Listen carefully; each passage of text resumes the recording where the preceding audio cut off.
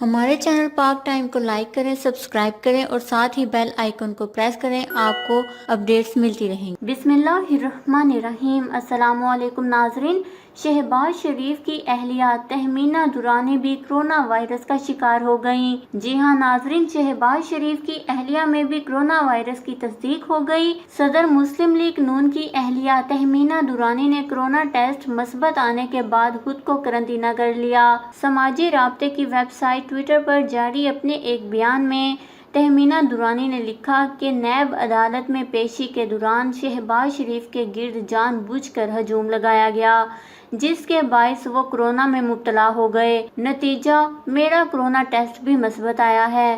انہوں نے پاکستان میں کورونا کا شکار غریب طبقے کے لیے فکر مندی کا اظہار کرتے ہوئے کہا کہ مجھے موجودہ صورتحال دیکھ کر رونا آ رہا ہے، اپنے لیے نہیں بلکہ ان لوگوں کے لیے جو کورونا ٹیسٹ کے اخراجات برداشت نہیں کر سکتے۔ انہوں نے لکھا کہ ملک کا غریب طبقہ غربت کے باعث کورونا وائرس کے دیگر پروٹوکول پر بھی عمل نہیں کر پاتے۔